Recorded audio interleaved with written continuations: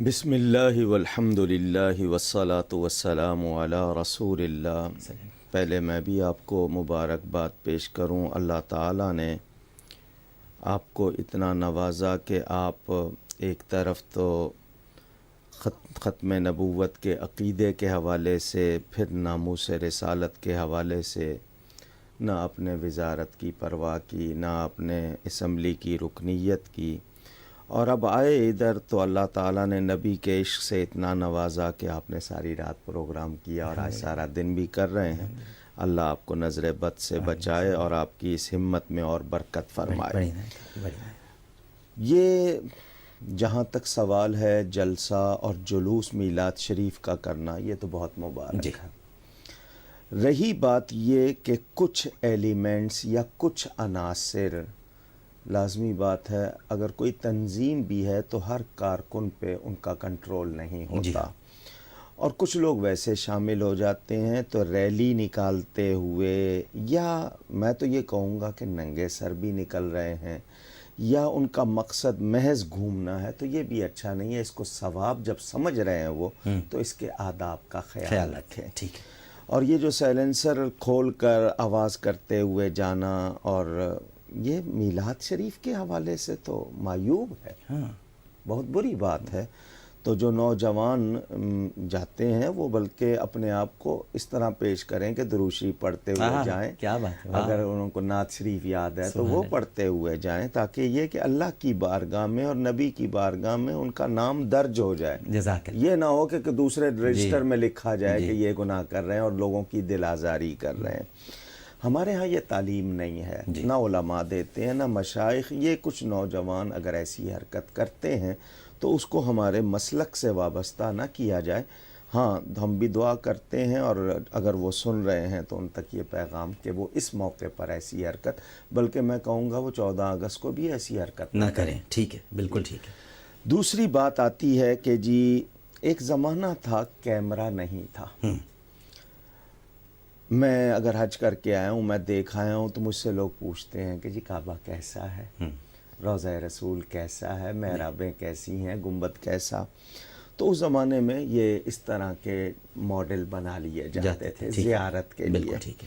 ان کا مقصد ہرگز کوئی چڑھاوا چڑھانا نہیں تھا، نہ ہی یہ کہ دوسروں کو رکھ کے سامنے کہ وہ اس کے ساتھ وہ سلوک شروع کر دے جو وہاں ہو۔ ایسی کوئی گنجائش نہیں ہے۔ اگر کوئی کعبۃ اللہ شریف کی شبیہ بنا کر اس کا طواف کرتا ہے تو شرعاً کوئی گنجائش نہیں ہے۔ یعنی جب میں نے اتنا کہہ دیا کوئی گنجائش نہیں ہے تو بات ختم ہو گئی۔ اب اگر کوئی اس پہ اپنی آمدنی کے لیے، جس طرح محرم میں تعزیے نکال لیے جاتے ہیں اور ان پہ چڑھاوے چڑھائے جاتے ہیں اور بعد میں ٹھنڈے ہو جاتے ہیں، اور مہنگائی کے دور میں پہلے تو وہ ڈال دیتے تھے اب روک لیتے ہیں، تو یہ اسلام کو اس طرح بدنام نہ کیا جائے۔ کیا بات کیا۔ میں یہ کہوں گا ان کی حرکت سے اگر کوئی بدظن ہوتا ہے تو اس کا وبال کس پر ہے؟ اللہ اللہ۔ اور پھر لوگ کہیں گے سارے مسلمان ایسے ہوتے ہیں۔ اب ہم اہل سنت و جماعت ادب والے مشہور ہیں، ان حرکتوں سے ہمارا نام کیا بات کیا آپ نے، کیا بات کی۔ تو یعنی ان لوگوں کو سوچنا چاہیے کہ ایسی حرکت سے کتنا نقصان ہوتا ہے۔ ہاں، اگر آپ نے شبیہ بنائی ہے برکت کے لیے تو آپ صرف زیارت کرا لیں، تو وہ لگے گا کہ اس کی شبیہ بنائی ہے، بجائے اس کے کہ دنیا کے کسی شخص کی فوٹو بنائیں یا کچھ کریں، اس سے بہتر ہے۔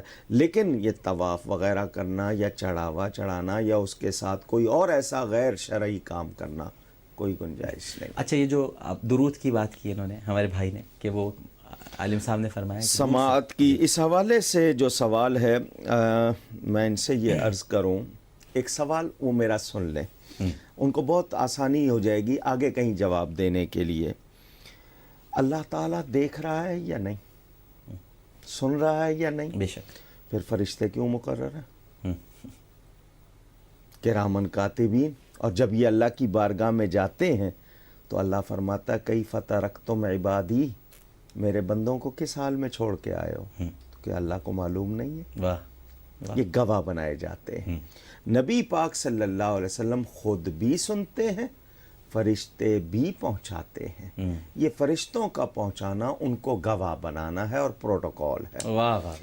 جلاء الافہام کتاب کا نام، جی، علامہ ابن قیم، جی، جو بہت بڑے ان کے امام مانے جاتے ہیں، انہوں نے یہ حدیث نقل کی ہے، لیس من عبد یصلی علی الا بلغنی صوتہ حیث کان۔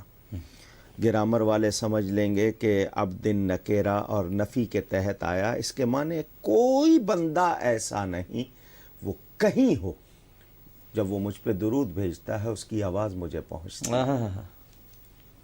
صحابہ کرام نے عرض کی کہ حضور وفات کے بعد بھی سنیں گے؟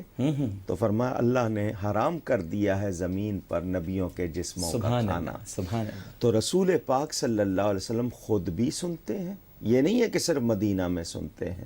اور پھر بھائی نے بڑی اچھی بات کی، حضرت عمر کا وہ واقعہ کہ ساریہ کو جو نہاوند گئے ہوئے تھے وہاں پر انہوں نے فرمایا، تو وہ سن رہے ہیں۔ اور پھر آج تو مادیات نے بتا دیا، موبائل لیے گھوم رہے ہیں آپ، سیل فون، کہاں آوازیں پہنچ رہی ہیں۔ تو جب مادیات کا یہ عالم تو روحانیات کا کیا عالم۔ اور پھر حدیث قدسی ہے، اللہ فرماتا ہے جو میرا پیارا ہو جاتا ہے اس کے کان میں بن جاتا ہوں۔ پھر یہ فاصلے تو اس کے لیے کوئی چیز نہیں ہے، اور یہ تو عام پیارے کے لیے جو پیارے بنتے ہیں اور جس پیارے کی خاطر کائنات بنائی ہے۔ تو نبی یہ تو سب سے خوبصورت دلیل، ایک مرتبہ پھر یہ بیان فرمائیے جی۔ حضور صلی اللہ علیہ وسلم کی برکت سے یہ پیارے بنتے ہیں جن کو یہ شان ملتی ہے، وہ تو ایسے پیارے جن کی خاطر کائنات بنائی ہے، انہی کے پیار میں تو بنا دی ہے کائنات۔ اللہ تو ان کے بارے میں یہ سوچنا بھی غلط کہ ان کے اندر کوئی ایسی چیز کمزوری ہے، ہم ان کی شان کو تو جان ہی نہیں سکتے۔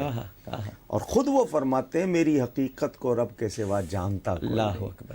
تو یہ پیمانے ہم اگر ان کے لیے نہ ہی رکھیں تو اچھا ہے۔ بہت شکریہ۔ اچھا ساتھ ساتھ وہ بہن کا جواب بھی دے دیں، وہ جو ان پر تہمت ہے۔ 5واں پارہ شروع ہوتا ہے والمحصنات، جی، اس سے مراد پارسا عورتیں۔ جی، شریعت نے اور سورہ نور میں بہت تفصیلی بیان ہے، کوئی مرد کسی عورت پر یا عورت کسی مرد پر جی، تہمت رکھے۔ تہمت کا مطلب ایسی بات اس کی طرف لگانا گناہ کی جو نہیں کی ہے۔ جھوٹ کا بہت یعنی اس کو کہہ دیں کہ اعلیٰ درجہ، میں اعلیٰ کا لفظ اس لیے کہہ رہا ہوں کہ بہت ہائی، سمجھانے کے، یعنی بہت اونچا جھوٹ۔ تو اس حوالے سے یاد رہے کہ ایک دوسرے پر تہمت لگانا یہ شدید ترین گناہ ہے، اور اگر وہ ایسا نہیں ہے جیسا کہا ہے تو وہ چیز اپنی طرف کہیں اس میں مبتلا نہ ہو جائے، یہ بھی مسئلہ ہوتا ہے۔ اور ہمارے ہاں عام گفتگو میں بھی رواج ہے، ارے فلانا میں جانتا ہوں وہ یوں ہے، حالانکہ پتہ نہیں ہوتا۔ ایک تو غیبت، اپنی نیکیاں اس کو دے رہے ہیں، اس کے گناہ اپنے اوپر لے رہے ہیں۔ تو وہ جو شوہر نے بدگمانی کی ہے کسی کے کہنے سننے میں آ کر، اور یہ کہہ رہی ہیں کہ اس نے معافی چاہ لی ہے، تو اب یہ اس سے مزید مواخذہ نہ کریں، ٹھیک ہے، ان کے ذمے نہیں ہے۔ ہاں اگر اس نے کسی کے سامنے کہا ہے تو وہ ان کے سامنے دوہرا دے تو بہتر ہے کہ میں نے توبہ کر لی ہے، میں نے اس پر الزام لگایا تھا۔ نہیں بھی کرتا ہے تو وہ اللہ تعالیٰ سے، وہ چونکہ اس نے کہہ دیا ہے، اب ہمیں کوئی حق نہیں پہنچتا کہ ہم اس سے مواخذہ کریں۔